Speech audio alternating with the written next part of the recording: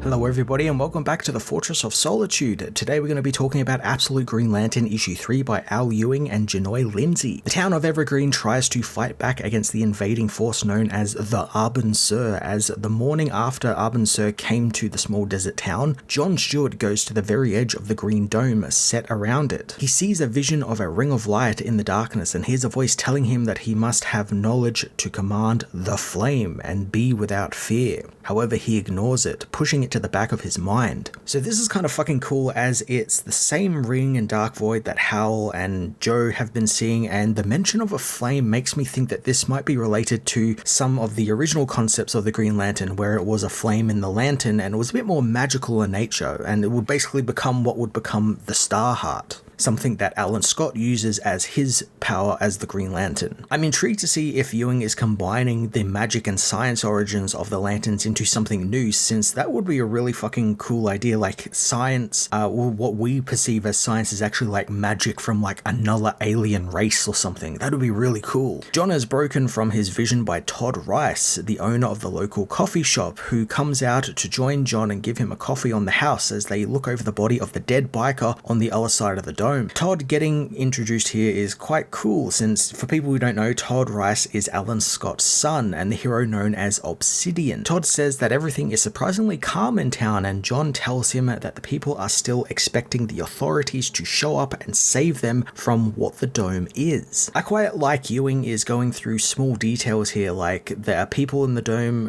who are going to starve, or they're going to run out of power or water, which right now doesn't seem like a problem since they mentioned that they've got like quite a bit of supplies, but I imagine that's going to run out very soon and become a main plot point maybe. Like that could be like a really cool idea for like these budding heroes, John, Todd, all these other heroes having to deal with people who are starting to get a bit antsy because they can't do anything, and it might lead to some sort of civil clash between them. John's point of the people waiting for help that isn't coming is put on full display when a minivan drives up to the dome and then just suddenly turns around and drives away. John theorizes that the dome has some effect on people's mind when they get close to it, so they simply don't realize it's there and are compelled to actually make a detour to avoid it. He says that they need to start figuring out the rules, and he takes out the old gold ring that he had, revealing that it's not actually a ring at all, it's an earring, which was from the dead biker in front of them, and he was wearing it when he crashed into the dome, and somehow the ring passed through the solid dome. John mentions that it's not solid gold though, it's electroplated tin with a gold coating. This is a neat reveal, since with all the talk of wedding rings, I did assume that is what it was. I thought it was his grandmother's wedding ring, and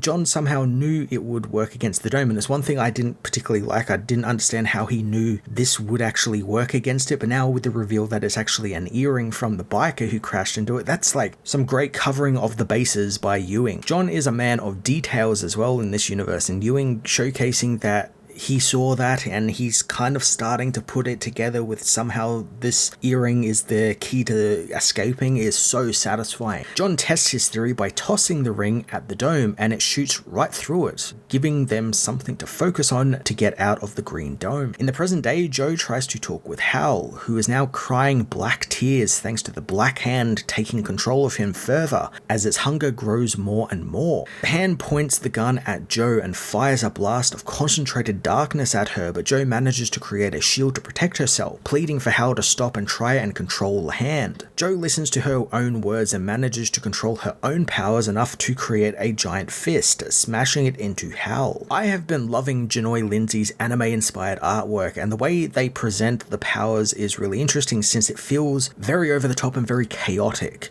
Not these, focus constructs you're used to seeing Green Lanterns create, like in the main universe, create a gun or like a boxing glove or something like that. It feels larger and like more out of control, more or less here. The punch knocks Hal down and Joe demands he get it under control or she will for him, but Hal wants to know how she is controlling her powers.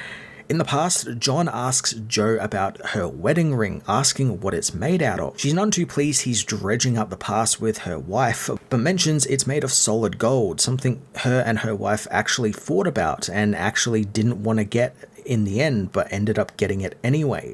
John apologizes, saying that he came to check on his old friend, but is also there because Joe isn't someone who sticks around to wait for the grown-ups to come and save them. Ewing focusing on John and Joe and building a relationship around them is really quite cool. I like that they feel like partners already. Like they obviously have like that sort of rapport between each other because they're friends, but I like that they have that sort of buddy cop partnership about them, which is funny because Joe was an ex-cop in this universe. John tells her that he needs her eyes on something and goes to meet Hal, who has found his gold Blue Devil figurine. Didn't think I'd be getting a Blue Devil reference in this universe, but that's pretty cool. It makes reference to who Blue Devil is. He's an actor in this universe, and I like that Blue Devil was a character he played, and they're building up on that where he is not a real character, he's a fictional character in movies in this universe. I also keep forgetting in this universe, Hal is a bit of like a scalper, collector, salesman guy. He's not a pilot or anything, he's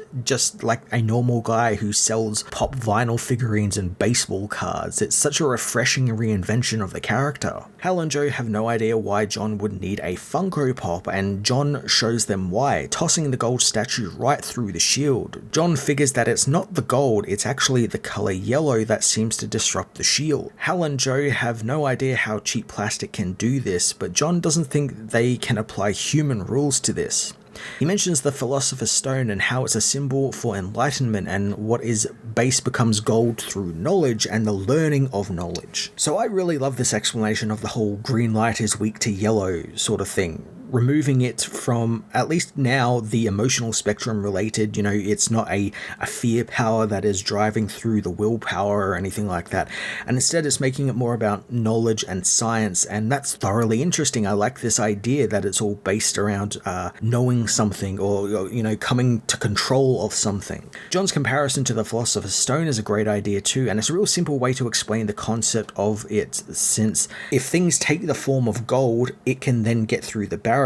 It doesn't actually have to be solid gold, it can just look like it. Joe wants to try the actual solid gold ring, and John is way ahead of her, revealing his grandmother's wedding ring we found out last issue, and he hurls the ring at the dome, and unlike last time where a simple ripple would have happened, a blinding light blasts out of the dome, creating a man-sized hole before it seals itself up. The group noted that if the hole was a little bit bigger and open a little bit longer, they could get through and get some help. John wants to ask the town for help, wanting to collect as much gold as they can find and melt it down in someone's backyard furnace to make something to push through the dome. Before he can properly lay out a plan though, the Arbon Sur arrives, doling out judgment on John Stewart. He's obliterated by Arbon Sur's energy, but he doesn't seem too worried as his friends now know how to get through the dome. Todd, seeing John get obliterated, opens fire on Arbon with a shotgun, but the alien shields himself, telling Todd to be without fear.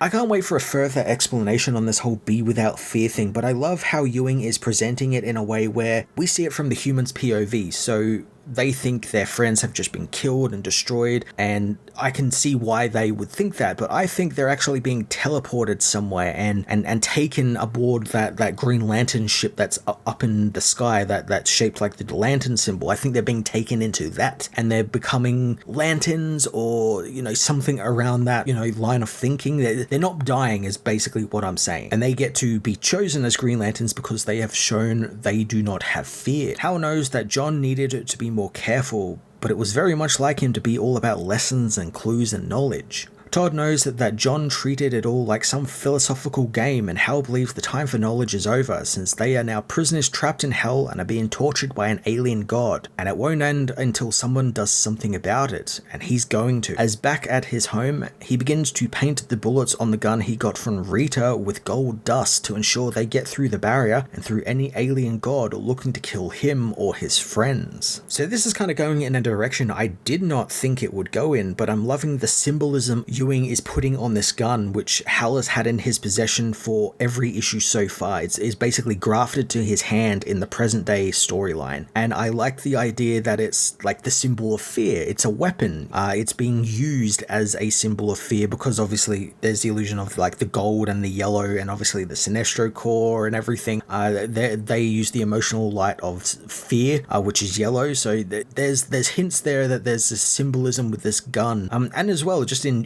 general in life, a gun is something to fear and to be scared of. So it makes a lot of sense, and I love that Ewing is going there, especially with someone like Hal Jordan. Absolute Green Lantern issue 3 did a great job laying out a lot of the ground rules for the new take on the Green Lanterns and their powers, exploring how the color yellow, or in this case gold, has an effect on it. Ewing is doing some really fun stuff with these characters, especially John and Hal, and reinventing them into pretty much new, compelling characters who both represent either end of the emotional spectrum here with the green and the yellow powers, and I can't wait to see where he goes with these characters next. I'm going to give this issue an 8.5 out of 10.